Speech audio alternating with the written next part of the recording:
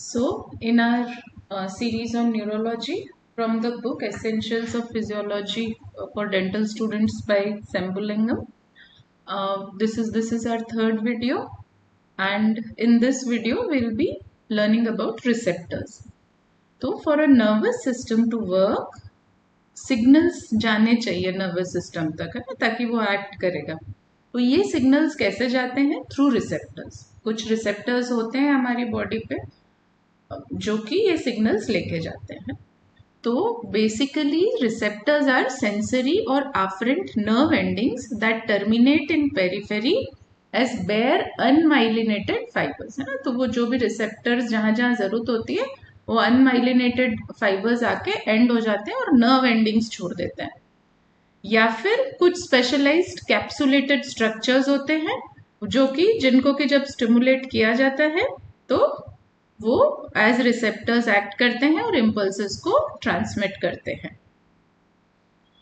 अब ये एक ट्रांसड्यूसर की तरह एक्ट करते हैं, तो एक फॉर्म ऑफ एनर्जी को दूसरे फॉर्म ऑफ एनर्जी में ये कन्वर्ट करते हैं. So often they are defined as biological transducers क्योंकि they convert various forms of energy जो कि अलग अलग forms के stimuli के form में आती है to action potential in nerve fibers, क्योंकि nerves एक ही तरह का conduction कर सकती है, वो होती है as action potential. But हम देख भी रहे हैं, सुन भी रहे हैं, स्मेल भी कर रहे हैं, हमारी विसरा भी एक्ट कर रही है, हार्ट भी एक्ट कर रहा है, लंग्स भी कर रहे हैं.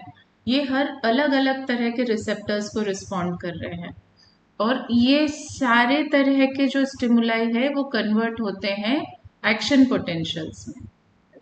सो इसलिए रिसेप्टर्स को ट्रांसड्यूसर्स ऑफ नर्वस सिस्टम भी या बायोलॉजिकल ट्रांसड्यूसर्स भी कहते हैं. अब हम आते हैं क्लासिफिकेशन पे. तो बेसिकली दो तरह के रिसेप्टर्स होते हैं, extero receptors and intero receptors. Extero receptors है वो बॉडी के एक्सटीरियर पे होंगे और या फिर इसको ऐसे समझ लेते हैं कि वो एक्सटर्नल स्टिमुलाई जो आउटर वर्ल्ड से जो स्टिमुलाई आ रहे हैं हमारी बॉडी पे उनको सेंस करेंगे. अब इनको तीन टाइप में डिवाइड करते हैं. First are cutaneous receptors. Cutaneous मतलब स्किन पे.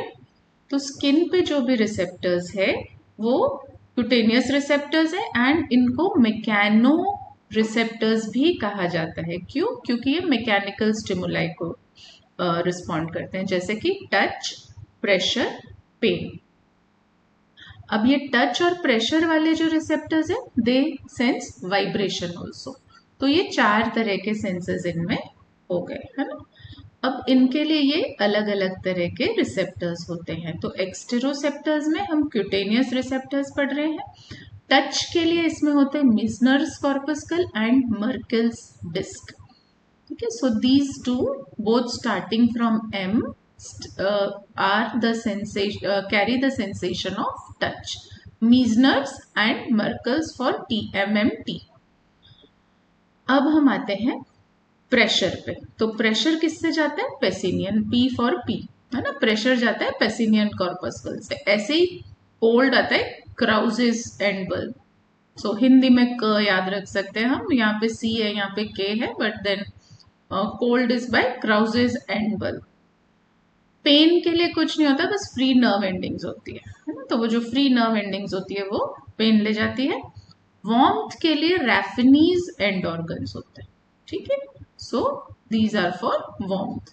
ये हो गए बेसिकली हमारे एक्सट्रोसेप्टर्स में cutaneous receptors. Then second type is chemoreceptors. Chemoreceptors जो होते हैं वो रिस्पॉन्ड करते हैं केमिकल स्टिमुलाई के लिए. तो इसमें हो जाते हैं हमारे taste buds and olfactory receptors. ये दोनों chemical stimuli. Then telereceptors. Telereceptors जो डिस्टेंट स्टिमुलाई को रिस्पॉन्ड करते हैं, जैसे विजन वाले और हियरिंग वाले, है ना. तो रेटाइना में rods and cones and hair cells in organ of Corti in ears. ये हो गए हमारे फॉर विजन एंड हियरिंग. ठीक है. तो ये तीन तरह के एक्सट्रोसेप्टर्स हो गए और ये उनकी वेराइटीज हो गई. Then we come to इंट्रोसेप्टर्स. इंट्रोसेप्टर्स क्या होते हैं? These are the receptors जो कि respond to इंटरनल स्टिमुलाई, जो हमारी बॉडी के अंदर जो स्टिमुलाई अराइज हो रहे हैं, जैसे कि विसरो रिसेप्टर्स। विसरो रिसेप्टर्स में क्या होता है, जो कि विसरा में जो सिचुएटेड होते हैं, receptors which are situated in viscera, है ना। अब विसरो रिसेप्टर्स में क्या क्या आ गए हमारे, stretch receptors, then baroreceptors, chemoreceptors and osmoreceptors. Stretch, कोई भी विसरा की स्ट्रेचिंग को सेंस करेगा। बैरो, एनी प्रेशर चेंजेस को सेंस करेगा। Chemoreceptors, any chemical change in constituents को सेंस करेगा। And osmoreceptors change in osmolarity को सेंस करेगा। कहाँ होते हैं ये, heart, blood vessels, GIT, urinary tract and brain. ये हो गए विसरो रिसेप्टर्स। दूसरी वेराइटी होती है प्रोप्रियोसेप्टर्स। प्रोप्रियोसेप्टर्स क्या होते हैं, जो हमारी बॉडी के चेंज इन पोजीशन को सेंस करते हैं। तो ये कहाँ कहाँ क्या क्या तरह के होते हैं, muscle spindle, Golgi tendon organs, pacinian corpuscle and free nerve endings. ये कहाँ होते हैं, muscle, tendon, ligament, fascia and joints में है। तो जो भी मूवमेंट्स में काम आते हैं, मसल से लेके उनके tendons, then ligaments, then fascia जो उनको कवर कर रहे हैं, एंड जो हमारे जॉइंट्स मूव कर रहे हैं।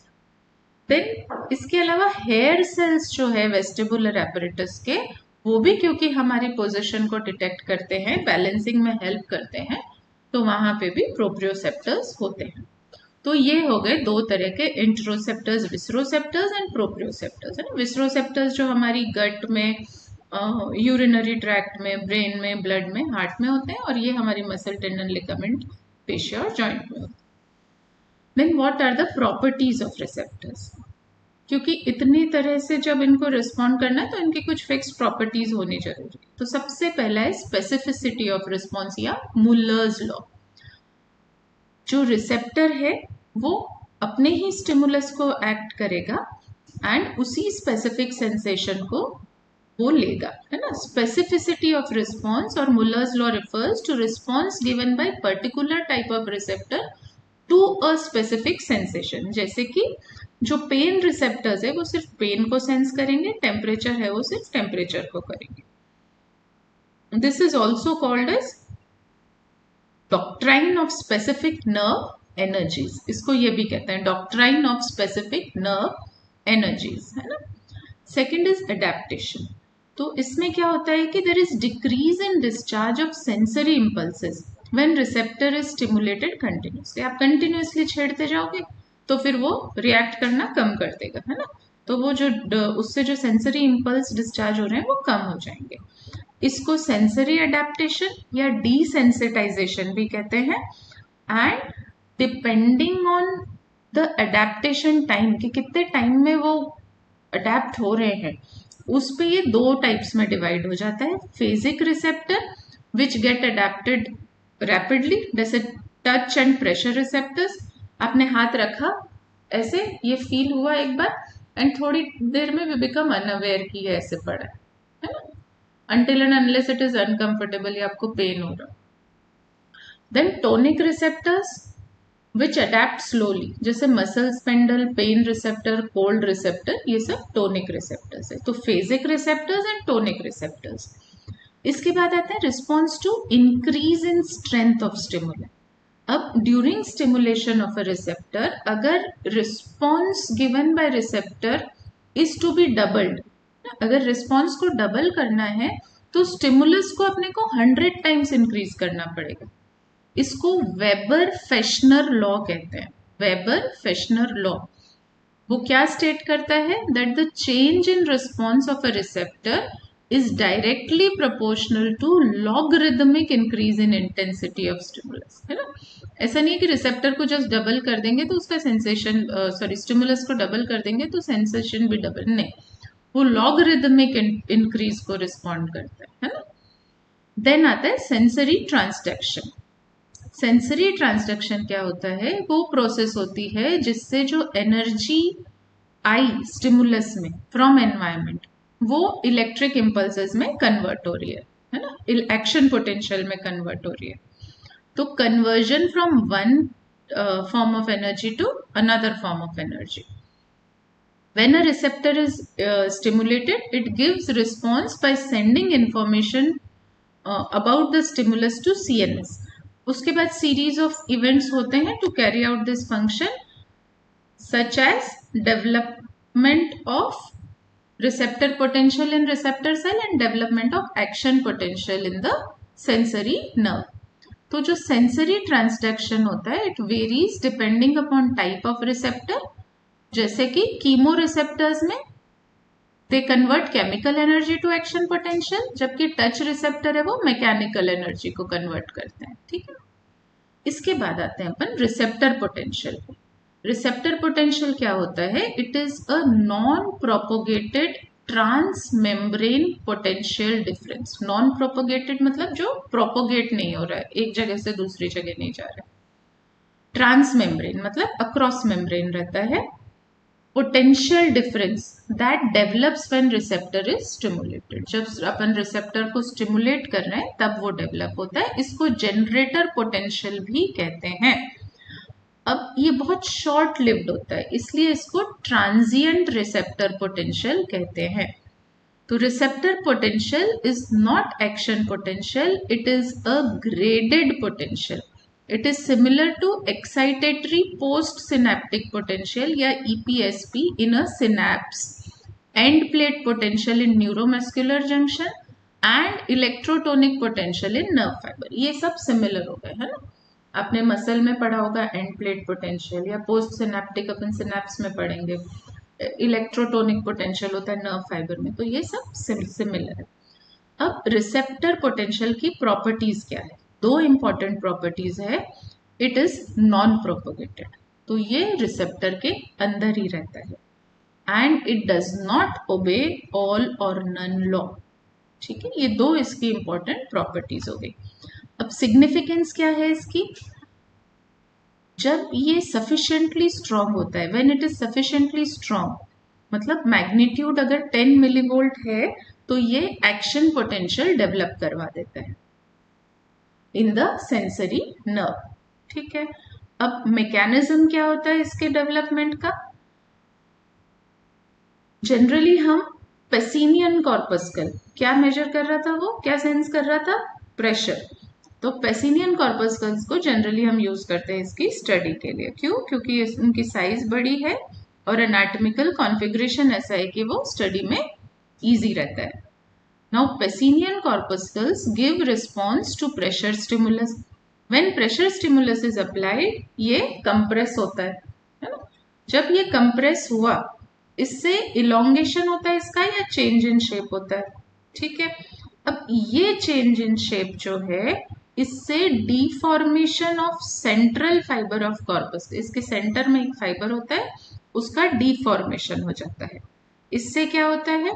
मैकेनिकली गेटेड सोडियम चैनल्स होती है ना, वो खुल जाती है. उनके खुलने से सोडियम अंदर आ गया और इससे रिसेप्टर पोटेंशियल डेवलप हो गया. तो basically sodium gated sodium channels होती है, उनके खुलने से हमारे डीपोलराइजेशन होता है एंड रिसेप्टर पोटेंशियल जनरेट होता है. अब generation of action potential in nerve fibre. तो अब क्या होता है कि जब रिसेप्टर पोटेंशियल एक लोकल सर्किट डेवलप कर देता है of current flow which spreads along the unmyelinated part of nerve fiber within the corpuscle. When local circuit of the current reaches the first node of Ranvier within the corpuscle, it causes opening of voltage gated sodium channels and entrance of sodium ions into the nerve fiber. ये यहाँ तक तो हो गया था हमारा कि जो कॉर्पस्कल है पेसिनियन कॉर्पस्कल, उसके कोर फाइबर में हमारे सोडियम आयंस आ गए, है ना. अब उसके बाद रिसेप्टर पोटेंशियल डेवलप हुआ. इस रिसेप्टर पोटेंशियल के डेवलप से एक local circuit of current flow होता है. ये लोकल सर्किट जब करंट फ्लो हुआ तो ये आगे जाएगा, है ना. सेंसरी है तो टुवर्ड्स नर्व जाएगा. अब ये आगे गया और first node of Ranvier, axon है ना, तो फर्स्ट नोड ऑफ रेनवियर पे पहुंचा. जो ये नर्व एंडिंग्स है, ये नर्व के एक्सॉन की तो एंडिंग्स है, तो ये जब फर्स्ट नोड ऑफ रैनवियर पे पहुंचा तो वहां से फिर ये आगे प्रोपोगेट करता है। क्यों, कैसे करता है कि वहां पे जो वोल्टेज गेटेड सोडियम चैनल्स है वो ओपन हो जाएंगे और सोडियम आयन अंदर आएंगे और एक एक्शन पोटेंशियल डेवलप हो जाएगा। So this is about receptors, very simple, very easy, है ना। फटाफट से अभी immediate if you will read it you will be able to understand it. Thank you.